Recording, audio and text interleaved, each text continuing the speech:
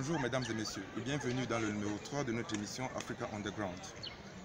Après les éliminatoires de l'Afrobasket 2021 qui sont déroulés à Kigali, au Rwanda, et où la République démocratique du Congo a fait une bonne prestation, nous recevons aujourd'hui M. Rodrigue Ebondo, international congolais, qui s'est volontiers prêté aux questions de notre micro. Suivez-le juste après le jingle. Merci.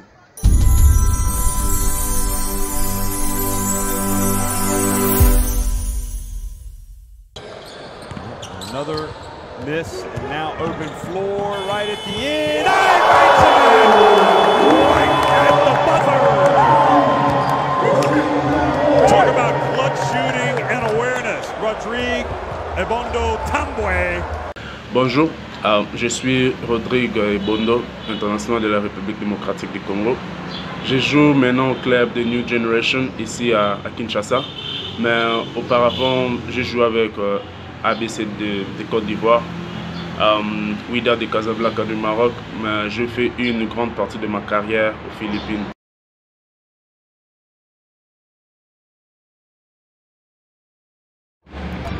Être appelé en équipe nationale, c'est toujours un honneur. L'honneur de porter le maillot de l'équipe nationale, l'honneur de jouer pour son pays, de défendre son pays, de défendre ses couleurs.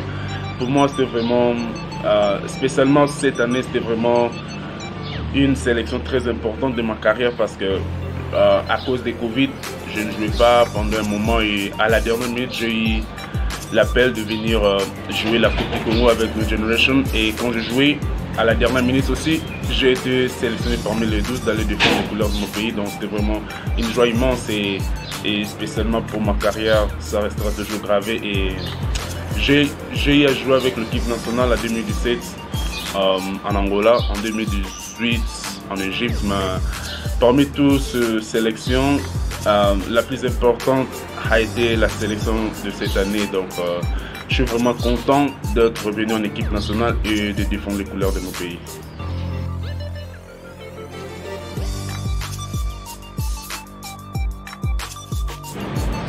Vous savez, le niveau du basketball en Afrique est toujours élevé.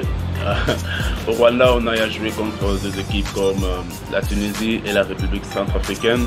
Le match de la Tunisie, c'était pas facile parce que nous le savions tous que la Tunisie joue carrément le basketball espagnol. Trop de passing, trop de patience, trop de bons shot selection, ça cause vraiment beaucoup de problèmes pour la défense. Et aussi l'équipe de Centrafrique, ils ont beaucoup de joueurs qui évoluent en France, et l'équipe de Centrafrique joue vraiment un jeu très agressif. Ils sont très agressifs et ouais, le niveau du basketball africain est toujours là et sera toujours là, donc il n'y a pas même de problème à propos de ça.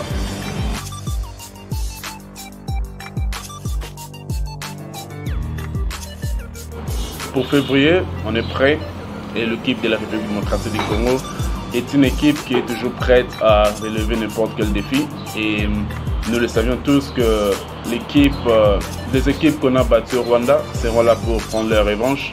Ils joueront dur, mais je fais confiance à mon équipe parce que l'équipe de la République démocratique du Congo est une équipe très talentueuse, toujours prête à jouer, toujours prête à faire face à n'importe quelle équipe. Et je suis sûr qu'en février, le job sera done et on aura notre qualification.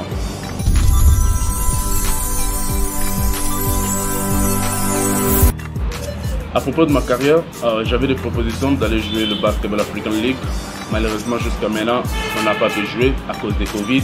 Et j'étais vraiment focalisé sur ça. C'était vraiment mon focus pour cette année, de jouer le Basketball African League, parce que je crois que c'était la meilleure ligue de cette année. Malheureusement, le Covid est arrivé et on n'a pas encore joué, et je viens de finir de jouer la Coupe du Congo avec New Generation et ma campagne de l'équipe nationale. Pour le moment, je suis libre, je suis à la recherche d'une équipe, et avec la grâce de Dieu, espérons que ça viendra vite et je serai de retour sur le parquet et enjoy the game that we all love.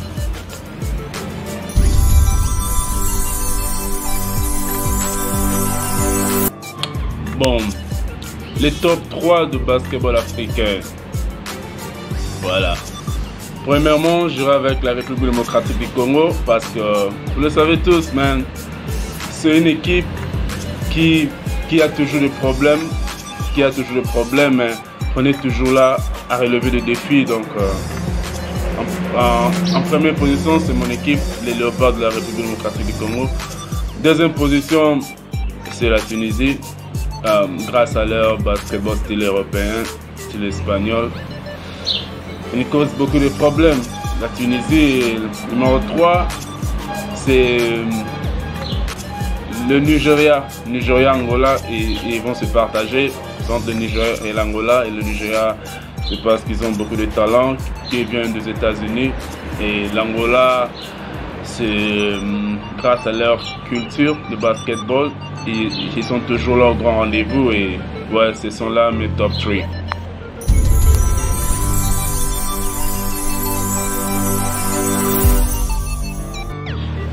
Pour moi, le meilleur joueur africain de tous les temps, pour moi, c'est Carlos Moraes de Palancas Negras d'Angola. Et je lui ai vu jouer en 2008 aux Jeux Olympiques de Beijing en 2008. Là, je n'avais pas encore même commencé le basketball, mais je lui ai juste vu par hasard parce que je regardais les Jeux Olympiques et il y avait le match de basketball Angola contre Team USA. Et je lui ai vu jouer, mais il jouait très bien. Et en 2017, j'ai eu l'opportunité de jouer contre lui et c'était vraiment une grande joie pour moi. Donc je vais avec Carlos Moraes, même si pour le moment, je crois, il y a aussi mes coéquipiers, Evaris Chongania que j'aime. Que j'apprécie vraiment beaucoup, son jeu et tout, et aussi Maxime Munanga et tout, mais je vais avec Carlos Moraes.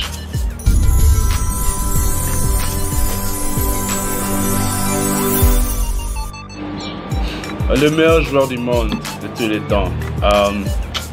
Même si je suis un LeBron James hater, but je joue avec LeBron James parce que même si j'aime pas les gars, mais à 35 ans, ce que le gars fait, c'est vraiment incroyable. Donc, malheureusement, je dois le choisir parce que je l'aime pas, mais je le choisis quand même parce que les gars, c'est un monstre. Donc, hands down, hein. C'est le meilleur joueur du monde pour le moment et je crois de tous les temps parce que à 35 ans, je suis pas sûr que je ferai ce que les gars font. Donc, je parle avec LeBron James.